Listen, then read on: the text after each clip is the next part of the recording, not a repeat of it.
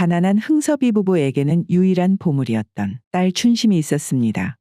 춘심이는 어릴 적부터 부모에 대한 효심이 깊고 나이가 들매 따라 미모 역시 출중해지니 마을에 돈 좀 있다고 하는 부자들은 전부 춘심이에게 눈독을 들이곤 했죠.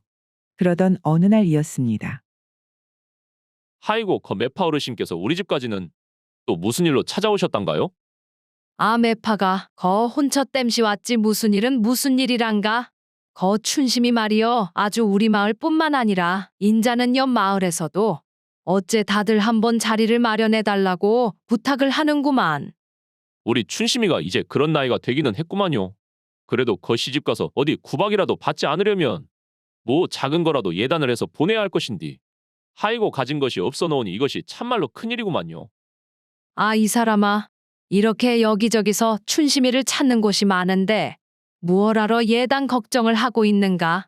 아, 신랑 집에서야 저리 고운 처자가 와주면 예단 같은 것을 어디 신경이나 쓰겠는가? 그래도 하나밖에 없는 딸년이 오는데 다른 집보다 더 잘할 수는 없을지 몰라도 거 남들만큼은 해야 하는 것 아니겠습니까? 하이고, 내 그 마음을 모르는 것은 아니지만서도 아, 그런 말이요. 이런 말을 내가 해도 될지 모르겠는디. 왜 홍배대감내서 거 춘심이를 눈독을 들이고 있다고 하네 그게. 홍배대감이라고 하면 그 우리 마을에서 제일 부잣집 홍배대감 말하는 것이어요. 근데 그 집 어르신 자식들은 이미 다 장가를 가고 다른 마을에서 살고 있는 것 아니었습니까? 거 홍배대감이 말이요. 조강지철을 쫓아버리고 춘심이를 두 번째 부인으로 그러니께 첩으로 들였으면 하는 그런 눈치를 주더라고. 왜 춘심이 같은 처녀를 들일 수만 있다면 자기는 논 열맞이기도 아깝지 않다고 세상 누구보다도 잘해줄 자신이 있다고 그러더구만. 무엇이라고요? 홍배대감이라면 나보다도 나이가 많은 어르신인데 지금 하나밖에 없는 딸을 넌 열맞이기에 팔아버리라는 그런 소리를 하시는 것이요? 이 아줌이 해도 되는 말이 있고 하면 안 되는 말이 있는 것이지.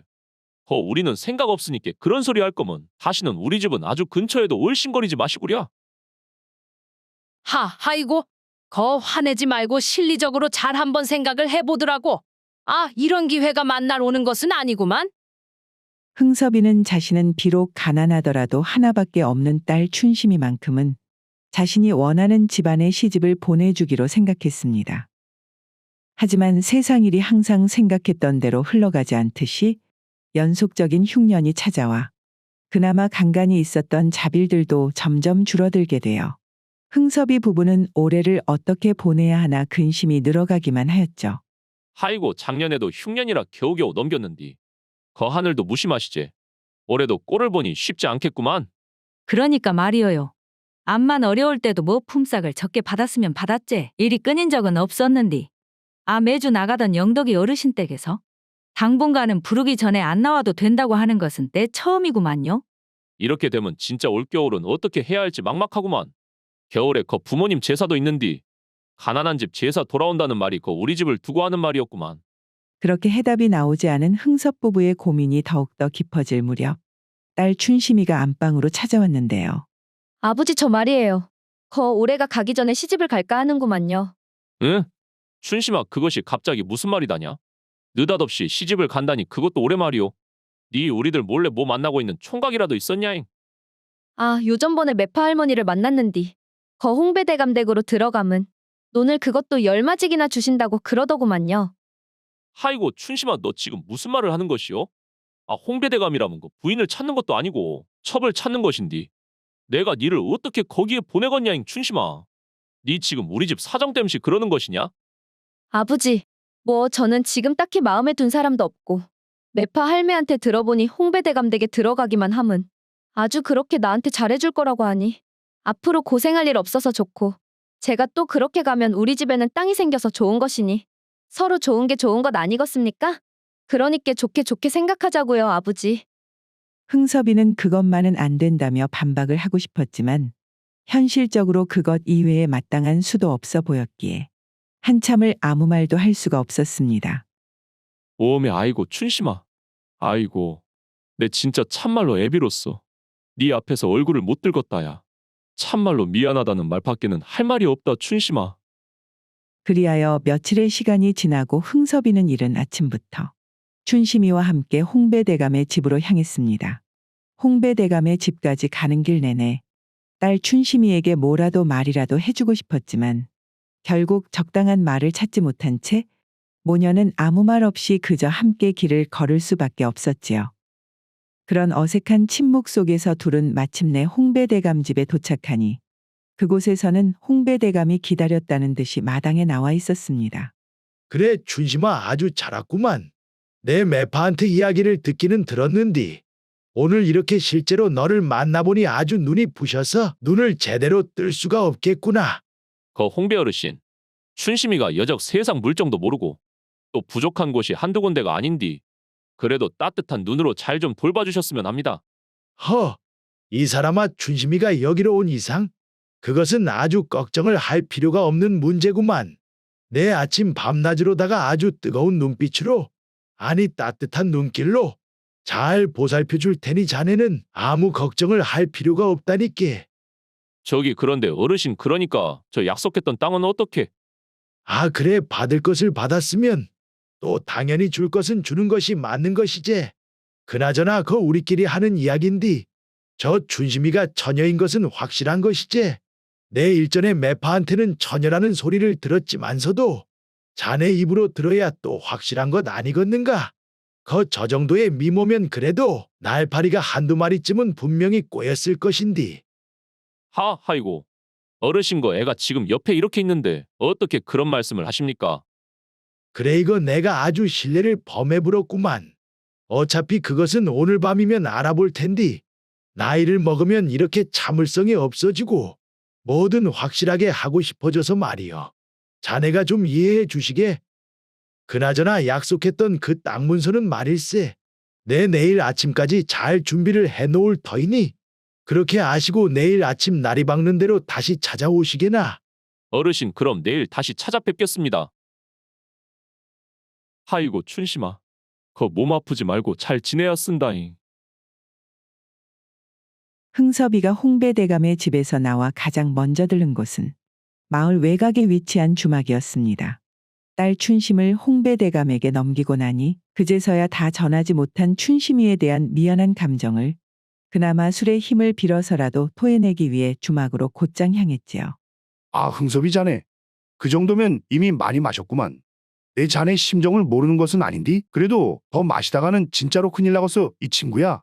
내가 말이여 애비가 되어가지고 얼굴을 들고 부끄러워서 하늘을 다 쳐다볼 수가 없구만. 세상에 지 살자고 딸년을 땅하고 바꿔먹은 그런 것도 애비냐 이 말이지. 아이고 춘심아 내 진짜로 미안하다. 아, 왜 춘심이가 나서서 홍배대감한테 가겠다고 했다면서?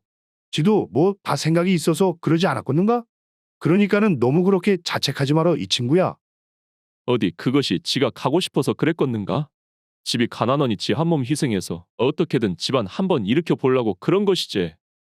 오메 지금쯤 춘심이가 거 홍배대감하고 첫날을 보내고 있을 것을 생각하니 아주 속에서 천불이 다 나는구만 진짜로. 거 이왕 이렇게 돼버린 것 어떻게 하겠는가? 이제 와서 물을 수도 없는 노릇이고. 그러니까 말이요. 자네 이번에 그 홍배대감한테 땅을 받게 되거들랑. 그 땅을 아주 춘심이다라고 생각하고 참말로 독한 마음으로 일구어내야 할 것이구만. 흥섭이는 그날 친구 춘삼이와 함께 밤이 깊도록 술잔을 기울였지만 술을 마시는 와중에도 저절로 떠오르는 춘심이 생각에 도무지 술에 취하지가 않았습니다. 그리고 다음날 아침 날이 밝는 대로 흥섭이는 약속했던 땅을 받기 위해 홍배대감의 집을 찾았지요. 대감님 약속하셨던 것은 분명히 논 10마지기였는데 어째 여기에는 지금 5마지기만 적혀 있구만요. 거시기 뭔가 착오가 있는 것 같습니다요. 아, 그것이 말이지. 내 확인을 해보니 약속한 거랑 완전히 다르더구만. 내 분명히 자네한테 처녀 춘심이를 받는 조건으로다가 논 10마지기를 준다고 하지 않았는가? 그랬는데 어젯밤에 그 확인을 해보니 자네 딸이 처녀가 아니었더라고. 자네는 애비가 되어가지고 그것도 몰랐단가? 아니면 나를 속여 먹으려고 일부러 말을 안 한 것인가? 네? 어르신 지금 그것이 무슨 말씀이란가요? 춘심이가 항상 집에 있을 때는 집안일만 하고 가끔씩은 지 애미를 따라 여기저기 다른 집 일만 하느라 남정네랑 정을 통한 일이 있을 수가 없을 건디 말이오요. 어젯밤에 내 춘심이랑 거사를 치렀는데 말일세. 거사를 끝나고 봐도 요에 아무 흔적이 없지 않겠는가? 자네가 못 믿겠으면 내 당장에라도 안방에 가서 확인을 시켜줄 수 있구만. 내 자네가 약속을 먼저 어겼으니 말이요. 사실은 아무것도 줄 생각이 없었는디. 그래도 춘심이의 얼굴을 봐서 5마직이라도 주기로 했으니 그 점 고맙게 생각하더라고잉. 어르신. 세상에 남의 집 귀한 딸을 취해놓고 이제 와서 이런 법이 도대체 어디 있단가요? 안 되겠구만요. 제가 거 땅이고 무엇이고 다 필요 없으니께 지는 거 춘심이를 도로 데리고 가야겠구만요. 뭐시라? 이놈이 내가 먼저 아량을 베풀었으면 그저 조용히 감사합니다 하고 받으면 될 것을 어디에서 지금 행패는 행패야. 봉서봐. 봉서봐.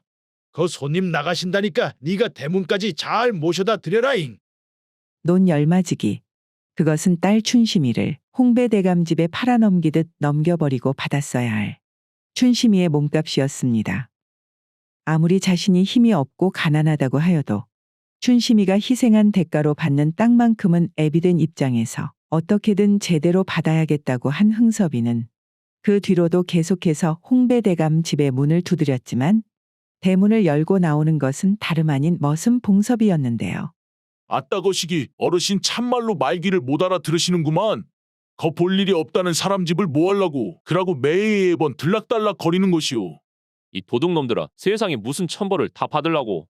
나 이렇게는 도저히 못 물러가니까 거 약속대로 땅 10마지기를 주든지 아니면 내 땅이고 뭐고 다 필요 없으니 내 딸 춘심이를 돌려내라. 이런 천하의 못된 놈들아. 아이고 대감님께서는 그래도 춘심씨 아버지 되시는 분이시니까 최대한 정중하게 모시라고 했는디 이렇게 면전에 대고 도둑놈 소리를 해대니 안 되겠구만 참말로. 이 아재가 매운맛을 한번 제대로 봐야 정신을 차리려고 그런가. 오늘 말이오. 내 아주 다시는 이 집 대문을 두드리지도 못하게 만들어 줄 테니까 기대해도 좋을 것이오. 홍배대감 집에 갈 때마다 매번 머슴 봉섭이에 의해 흠씬 두들겨 맞고 쫓겨난 흥섭이는 분한 마음과 함께 딸 춘심이에 대한 미안한 마음 역시 동시에 밀려와 이기지도 못할 수를 의지하며 하루하루를 고통 속에서 보내야만 했지요. 그리고 어느 날 아침, 그날 역시도 흥섭이는 전날 밤 늦게까지 마신 술 때문에 해가 중천이 되어가도 정신을 차리지 못하고 있는 와중에 갑자기 흥섭의 집에 포졸이 한 명 찾아왔는데요. 오메. 내가 지금 술이 덜 깬 것이요. 뭐요? 거 포졸이 우리 집에는 다 무슨 일로 오셨단가요? 당신이 흥섭이라는 자요? 춘심이는 당신의 여식이고 말이오. 지가 흥섭이는 맞는디 거 우리 춘심이한테 무슨 일이라도 생겼단가요? 이게 웬일입니까? 흥섭이의 말이 채 끝나기도 전에 포졸은 흥섭이를 관하로 끌고 가버리는 것 아니겠습니까? 그렇게 흥섭이는 영문도 모른 채 원님 앞에 서게 되었습니다. 원님은 흥섭이를 무서운 눈빛으로 한참 동안 노려보고 있었지요. 흥섭이 내 이놈. 좋은 말로 할 때 네 딸 춘심이가 지금 어디에 있는지 말을 하는 것이 네 신상에 좋을 것이여잉. 원님 참말로 죄송스러운데 제가 지금 여기에 왜 끌려왔는지 당최 모르겠습니다요. 그렇단 말이지. 네 놈이 언제까지 그렇게 시치미를 뗄 수 있는지 한번 봐보자고. 잠시 후 포졸이 사람을 데리고 관하로 왔는데 그는 다름 아닌 홍배대감이었습니다. 원님, 제가 잠시 친척집에 일이 있어 하루 정도 집을 비우고 어제 돌아와 보니 평소에는 좌물통으로 굳게 닫혀 있어야 할 광주리의 좌물통이 부서져 있었고 그 속에 보관해 두었던 금두꺼비가 사라져 있지 뭡니까. 그래서 무슨 일인지 알아보니 얼마 전 저희 첩이된 이 흥섭이란 자의 딸 춘심이가 자신의 짐을 싸들고 집을 나가버린 것 아니겠습니까? 허나 그 여인이 집을 나가면서 그 금두꺼비를 가져갔다는 증거도 없지 않는가? 춘심이 저희 첩이 된 지 얼마 안 돼요.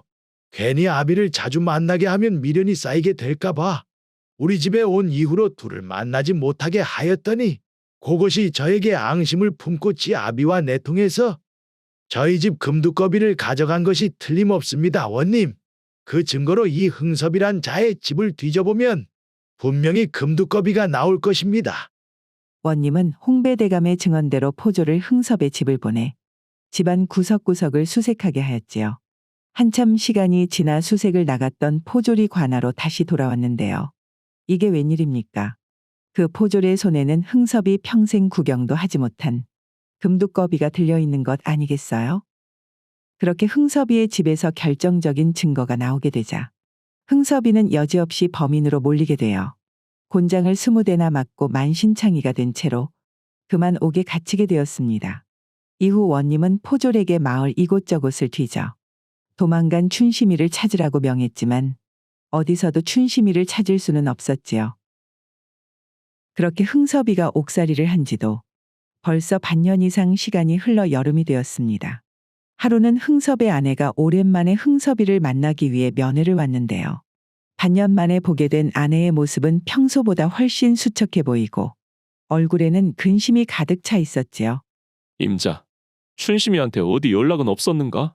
내 몸은 여기에 있지만서도 춘심이 그것 생각에 아주 밤에 잠을 들 수가 없구만. 그것이 진짜로 다른 마을로 가버린 것인지 아니면 뭐 진짜 꽁꽁 숨어버리기로 작정을 한 것인지 여태 아무 소식이 없구만요. 어디 가서 배나 곪지 않으면 좋으련만. 그나저나 서방님거 큰일이 나불었다니께요. 응? 큰일이 났다니. 그것이 무슨 말인가? 지금 이 꼴보다도 더 큰일이 존재라도 한단 말이요. 얼마 전에 홍배대감이 거 숭악하게 생긴 머슴을 대동해 우리 집으로 찾아와서 춘심이가 이렇게 도망가 버렸는데 당연히 줬던 땅도 돌려받아야 하지 않겠냐며 그놈 5마지기 문서를 가지고 가버렸다니께요. 웜의 서방님 인자 진짜 우리는 어떡한단가요? 딸 자식도 잃어버린 것 같은데 거기다가 그나마 받았었던 땅도 뺏겨버렸으니. 무엇이라? 무엇을 지금 가져가 버렸다고? 반년 만에 면회를 온 부인의 청천벽력 같은 소식에 흥섭이는 이제 정말 삶에 아무런 희망이 없어 보였습니다. 그는 일순간 이곳에서 혀라도 깨물어야 하나라고 생각했으나 그래도 혹시라도 어디에서 숨어 지내고 있을지 모르는 춘심이와 남아있는 부인을 위해 죽을 힘으로 견뎌야겠다고 다짐을 했지요. 그리고 다시 시간은 흘러 가을이 되자 마을에는 참으로 기이한 일이 일어났습니다. 자네 말이요. 혹시 오다가다 홍배대감 내서 그것 봤는가? 그 홍배대감 내 담벼락에 있는 모과나무 말하는 것이지. 내 살다 이런저런 일을 많이 겪어보았지만 빨간색 모과 열매가 열린 것은 처음 보았구만. 나도 그렇네. 그래서 내 곧장 마을 이장님한테 물어보니 세상 천지 별것을 다 알고 있던 그 양반도 빨간 모과 열매가 열린 것이 길조인지 흉조인지 모르는 눈치더라고. 빨간 모과나무가 열린다는 것은 전례 없는 일이었기에 소문은 어느새 원님의 귀에까지 들어가게 되었습니다. 이야기를 들은 원님은 한참을 곰곰이 생각을 하더니 직접 그 소문의 모과 열매를 확인하기 위해 포졸 1명을 데리고 홍배대감 집으로 향하였지요. 홍배대감 내 모과나무에 도착한 원님은 빨간 모과를 한참이나 바라보더니 갑자기 무엇인가 떠오른 듯 포졸을 시켜 나무 아래를 파보게 하였습니다. 얼마나 땅을 팠을까요? 어느 순간 땅을 파던 가래 끝에 뭔가 이질적인 느낌이 느껴졌고 그것을 확인해 보기 위해 손으로 흙을 좀 더 걷어내니 그곳에는 홍배대감이 말했던 광주리 자물통과 함께 그토록 찾아 헤매었던 춘심이 숨을 거둔 채로 묻혀 있었습니다. 춘심이 사라진 지 벌써 반년이나 지났을 터인데 이상하게도 그녀는 전혀 썩은 곳이 없어 보였고 그녀의 눈에는 그 기이한 모과 열매의 색처럼 빨간 피눈물이 맺혀 있었죠. 모과나무 아래에서 춘심의 시신이 발견되자 결국 홍배대감은 죄인의 신분으로 포박된 채 관하로 끌려오게 되었습니다. 그것이 말입니다. 아이고, 그것이 제가 절대 그러려고 그랬던 게 아니었습니다, 원님. 그렇게 포박된 채 원님 앞에 서고 나서야 홍배대감은 눈물을 글썽이며 원님에게 있었던 일을 사실대로 털어놓기 시작했습니다. 그는 춘심이와 첫날 밤을 보낸 이후 첩으로 들어오기만 하면 잘해주겠다는 약속은 잊어버린 채 모든 집안일과 심지어는 고된 농사일까지 다른 머슴들과 함께 시켰는데요. 그러던 중 어느 날 밤이었습니다. 대감님, 거 좀 나와 보셔야 할 것 같습니다요. 한밤중에 봉섭이 자신을 찾는 소리에 마당을 나가보니 봉섭이와 춘심이 함께 있었지요. 그려 봉섭아, 무슨 일인데 이 늦은 시간에 나를 찾는 것이냐? 거 춘심이는 또 왜 데리고 온 것이고? 그러니까 말입니다. 제가 밤중에 자다가 뒷간을 가려고 마당을 나왔는데 글쎄 여기 춘심 씨가 짐을 싸들고 몰래 집을 나가려는 것 아니겠습니까? 제가 아주 깜짝 놀라가지고 도망가는 것을 붙잡아서 이렇게 온 것이구만요. 멋이라? 멋을 어쩌고 어쨌다고? 내 저것을 데리고 오려고 무려 논을 5마직이나 줬는디 도망을 갈라고 했단 말이오. 안 되겠다 봉서봐 네 말이다. 당장 몽둥이 좀 가지고 오너라. 내 다시는 도망갈 생각을 못하도록 오늘 아주 다리 몽둥이를 부러뜨려 줘야겠구만. 그리하여 홍배대감은 춘심이를 창고로 끌고 가 매질을 시작하였는데요. 오메 이것을 어쩐다냐? 웜에 대감 어르신 것 춘심 씨가 어떻게 된 겁니까요? 이것이 자꾸 움직여서 가만히 있으라 했는디 기어이 일을 만드는구만 일을. 봉서봐 이렇게 되어버린 거 어쩔 수 없다. 집 밖으로 춘심이를 데리고 가봐야 거 보는 눈이 있으니께 일단 우리 집 모과나무 아래에다가 묻고 니는 나랑 말을 좀 맞춰야겠다. 말을 맞추자고요? 대감 어르신? 후에 내가 섭섭치 않게 챙겨줄 테니까 얼른 움직여 이놈아. 그리하여 홍배대감은 춘심이 마치 집안의 물건을 훔쳐 도망친 것처럼 꾸미기 위해 광주리에 자물통을 부숴 춘심이와 함께 모과나무 아래에 묻고는 모든 것을 흥섭이에게 덮어 씌우기 위해서 한밤중에 몰래 흥섭이 집 부엌에 있는 장독에 금두꺼비를 숨겨놓았던 것이었죠. 결국 모든 사실이 밝혀지자 홍배대감은 전 재산을 몰수당한 후 곤장 30대를 맡고 옥살이를 하고 있던 흥섭이의 자리를 대신 차지하게 되었습니다. 이후 원님은 춘심의 시신을 양지바른 곳으로 다시 이장을 하여 그 묘소의 원혼을 달래주는 위령비를 세워주었지요. 그리고 흥섭이에게는 잘못된 판결로 인해 1년 가까이 옥살이를 한 것에 대한 보상으로 홍배대감이 가지고 있던 땅 중에 논 100마지기를 흥섭이에게 내주었습니다. 뭐시오? 땅 100마지기를 참말로 나한테 열량에 넘기겠다 이 말인가? 참말이라니까 그러네. 이 친구가 어디 속고만 살았나. 그것이 가만 생각해 보니 말이요. 이 모든 일이 땅에 대한 욕심으로 시작된 일이 아닌가 싶더라고. 더 이상 우리 부부는 땅이라고 하면 이제 지긋지긋하네. 그 귀한 땅을 공짜나 다름없는 헐값에 받으면 나야 좋겠지만 자네 진짜로 괜찮은 거 맞는가? 이미 딸이 죽고 없어졌는데 땅이며 재산이며 그것들이 무슨 소용이 있겠는가. 내 진짜로 후회가 되는 것이 딱 하나가 있다면 말이요. 우리 춘심이를 잃기 전에 땅이나 돈이 결코 사람보다 우선할 수 없다는 것을 깨달았어야 하는 것인데 다 잃고 나서 너무나 늦게 알아버렸구만. 춘삼이 자네, 우리는 이제 세상 어떤 것에도 미련이 없네. 그리하여 흥섭은 춘삼이에게 단돈 10량만 받고 원님에게 받은 땅 100마지기를 넘겨주었습니다. 그 후에 흥섭이는 부인과 함께 조용히 마을을 떠났으며 그 이후로 마을에서 흥섭이 부부를 본 사람은 아무도 없었다고 합니다. 오늘의 고전여행 이야기는 이것으로 마무리하겠습니다. 지금까지 긴 영상 봐주신 여러분들께 감사드리며 채널에 관심이 가는 영상이 있으시면 시청 부탁드립니다. 그럼 저는 다음 시간에 다른 이야기로 다시 돌아올 것을 약속드리며 오늘도 평안한 하루 되시기를 바라겠습니다. 감사합니다.